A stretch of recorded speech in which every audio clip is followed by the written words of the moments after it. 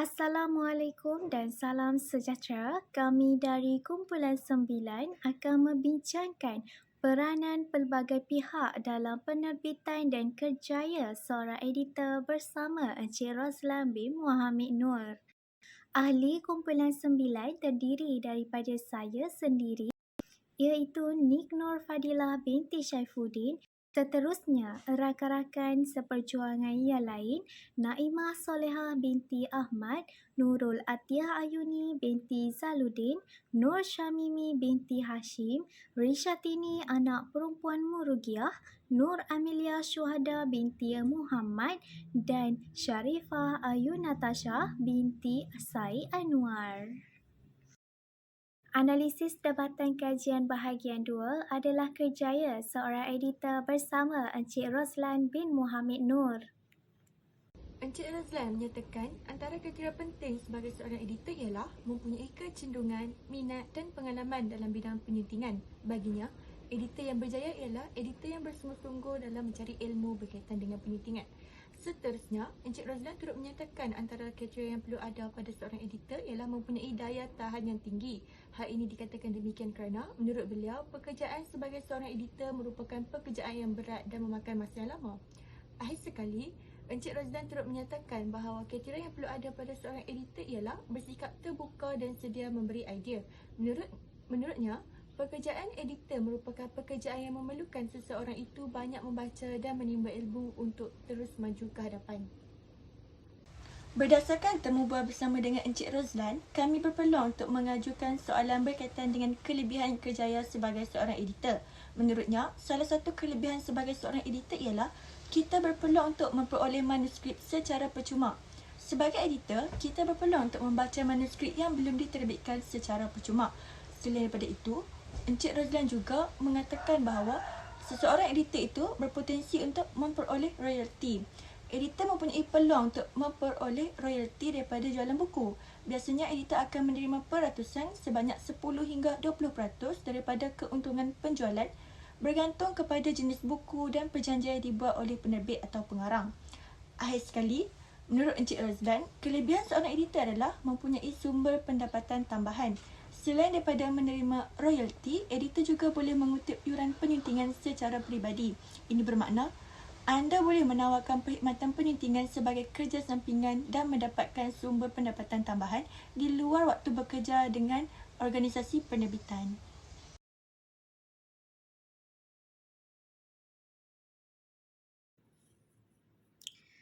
Antara cabarannya adalah komunikasi antara editor dan penulis. Mereka mempunyai pandangan yang berbeza sama ada dari segi idea, cara penulisan dan sebagainya. Kerana penulis yang tidak menentu dan mempunyai pelbagai ragam adalah cabaran yang paling besar sebagai seorang editor. Penulis yang sudah terkenal, berpengalaman dan memenangi pelbagai anugerah berkaitan penulisan buku sukar untuk menerima pandangan dan juga tunjuk ajar daripada editor. Kemungkinan besar mereka merasa tercabar dengan adanya campur tangan oleh editor dari segi penggunaan perkataan, susunan ayat dan sebagainya. Oleh itu, editor perlu menerangkan secara terperinci kepada penulis terhadap kesilapan yang wujud dalam manuskrip untuk mendapatkan persetujuan. Sikap ego dan mementingkan diri akan menyebabkan editor tidak mempunyai hak untuk mengubah secara langsung. Editor tidak boleh mengubah sewenang-wenangnya manuskrip sekiranya tidak dipersetujui oleh penulis. Kerjasama dan rundingan perlu dilakukan untuk mencapai kesepakatan bersama. Dengan ini, editor perlu mempunyai kesabaran yang tinggi dalam mengawal situasi secara profesional. Seterusnya, pengurusan masa. Setiap industri penerbitan akan menetapkan jumlah karya atau manuskrip yang perlu disunting dalam tempoh setahun. Ini kerana penilaian terbaik bergantung kepada kemampuan melakukan penyuntingan yang paling banyak. Editor akan berlumba-lumba menyiapkan tugasan mereka dan mendapatkan pelbagai manuskrip daripada penulis yang berbeza. Oleh itu, editor akan menyunting banyak manuskrip dalam sesuatu masa. Masa yang terhad perlu dirancang dengan sebaiknya oleh editor agar tidak menjejaskan kualiti karya. Sikap penulis yang tidak sabar untuk mengeluarkan buku secara cepat memberikan tekanan kepada editor. Manuskrip yang mempunyai banyak kesalahan memerlukan masa sekurang-kurangnya 3 bulan untuk melengkapkan proses penyuntingan secara menyeluruh. Editor dan penulis juga mempunyai perjanjian dari segi tempoh masa untuk menyiapkan penyuntingan berdasarkan jenis buku yang diterbitkan. Masa yang terhad menyebabkan editor perlu bekerja pada hujung minggu untuk menyiapkan kerja-kerja penyuntingan. Selanjutnya, cabaran kerjaya sebagai editor adalah peka terhadap isu sensitif. Editor perlu cakna terhadap isu-isu yang boleh menimbulkan kontroversi, provokasi, permusuhan kaum dan sebagainya. Isu berkaitan keagamaan dan perkauman adalah antara isu yang perlu diambil berat oleh editor semasa menyunting. Editor perlu memastikan penulis tidak menceritakan sebarang isu yang boleh menimbulkan kemarahan, permusuhan dan perpecahan dalam kalangan masyarakat.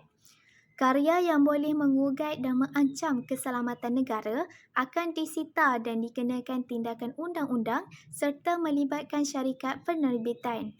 Meskipun inginkan populariti, jangan sesekali menyentuh isu sensitiviti masyarakat dalam penulisan. Ketika mengedit karya seperti ini, editor perlu bersikap lebih sensitif dengan mengambil kira perasaan semua kaum di samping menyemak semula pemilihan perkataan yang digunakan oleh penulis. Di samping itu, cabaran kerjaya seorang editor adalah pengetahuan terhadap kepelbagaian bahasa. Tidak semua editor mempunyai pengetahuan terhadap bahasa Cina, Jepun dan sebagainya. Kebanyakan editor hanya mempunyai pengetahuan terhadap bahasa Melayu dan Inggeris.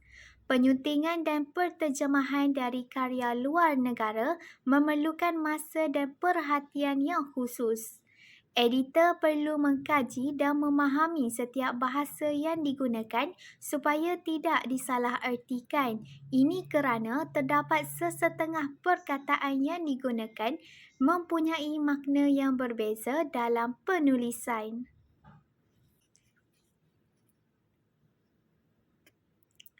Cabaran sebagai seorang editor adalah kedudukan atau pangkat dalam sesebuah organisasi. Kedudukan yang rendah menyebabkan suara diabaikan. Ini kerana pandangan yang diberikan tidak diambil kira oleh pihak yang terlibat. Meskipun mempunyai banyak pengalaman, kerjaya yang berasaskan kepada kedudukan dalam membuat keputusan menyebabkan pekerja membuat keputusan untuk berhenti dan ada juga yang terus bekerja dalam suasana yang tegang. Pekerja tidak ada hak untuk bertindak di luar batas kerana boleh memberikan impak kepada kerjaya kerana terikat dengan kuasa, gaji dan lain-lain. Kuasa budi bicara juga tidak diguna pakai. Penulis dan editor bekerjasama menghasilkan karya yang sesuai dengan pemikiran masyarakat. Karya yang ditulis sudah pasti mempunyai sasaran pembaca yang tersendiri. Editor perlu memastikan isi kandungan yang ditulis oleh penulis sesuai dengan sasaran. Ini kerana pemikiran setiap individu adalah berbeza. Oleh itu, editor perlu meletakkan diri sebagai pembaca umum. Antara yang diharapkan oleh Encik Roslan terhadap kerjaya sebagai seorang editor adalah pengiktirafan yang sama seperti kerjaya profesion yang lain. Kewujudan Persatuan Editor Malaysia dapat menggabungkan para editor untuk berada di bawah naungan yang sama. Mereka sedang memperjuangkan hak untuk mendapatkan pengiktirafan tersebut. Perkara ini dapat mengangkat kerjaya sebagai editor dan menepiskan stigma yang buruk. Ini kerana kerjaya ini dipandang enteng oleh masyarakat. Seterusnya, Encik Roslan berharap golongan remaja yang berminat untuk berkecimpung dalam bidang editor atau penyuntingan supaya tidak mudah putus asa. Kerjaya sebagai editor bukanlah suatu hal yang mudah. Ia memerlukan usaha yang kuat dari segi fizikal dan mental. Selanjutnya, Encik Roslan bersetuju terhadap perkembangan teknologi maklumat pada hari ini dapat mengurangkan percetakan. Walau bagaimanapun, kewujudannya masih tidak begitu ketara. Perkara ini dibuktikan dengan jumlah penggunaan buku secara atas talian e-book yang sedikit bilangannya. Kemunculan Pesta Buku Kuala Lumpur PBKL di PWTC pada setiap tahun membuktikan masyarakat lebih gemar membaca buku secara fizikal. Di samping itu, Encik Roslan bersetuju dengan kewujudan teknologi kecerdasan buatan atau Artificial Intelligence (AI) dalam bidang penyuntingan. Ini kerana proses penyuntingan akan menjadi lebih cepat. Walau bagaimanapun, sistem komputer ada kalanya tidak tepat dan perlu semakan semula. Kerja-kerja editor tetap berjalan seperti biasa tetapi dalam masa yang sama dapat meringankan beban mereka. Pelbagai nasihat yang diberikan oleh Encik Roslan semasa wawancara. Antaranya, menasihat pelajar untuk bersedia dari segi fizikal dan mental. Pelajar perlulah mempunyai minat yang tinggi supaya dapat menempuh fasa-fasa yang mencabar. Ini kerana penyuntingan sememangnya dianggap mudah. Namun apabila menginjak ke alam pekerjaan, dapat dikatakan indah khabar dari rupa. Seterusnya, latar belakang pendidikan bukanlah suatu perkara yang wajib untuk melibatkan diri dalam industri penerbitan. Ini kerana penyuntingan teks tidak terhad kepada teks atau manuskrip sastra sahaja, malah mencakupi bidang yang lain, contohnya bidang sains, agama dan sebagainya. Selanjutnya, Encik Roslan mempelawa pelajar Akademi Pengajian Melayu yang berminat dalam bidang penyuntingan untuk menjalankan latihan industri di Institut Terjemahan dan Buku Malaysia (ITBM). Pelajar yang berminat dalam kerjaya ini dapat menimba pengalaman yang baru. Pelajar juga tidak boleh mengharapkan gaji yang tinggi tetapi lebihkan pengalaman dan menonjolkan kelebihan diri kepada masyarakat dan organisasi.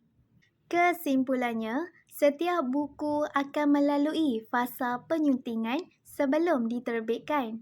Hal ini dikatakan demikian kerana penyuntingan dilakukan untuk memastikan buku yang dihasilkan berkualiti dan bermutu tinggi. Penerbitan sesebuah buku memerlukan kerjasama yang baik daripada penulis, penerbit, editor, pencetak dan penjual. Kerjaya sebagai seorang editor bukanlah satu perkara yang mudah dan tidak ramai yang berkecimpung dalam bidang ini. Burung helang terbangnya tinggi hinggap sebentar di pohon jati. Terima kasih saudara-saudari memberi tumpuan sepenuh hati.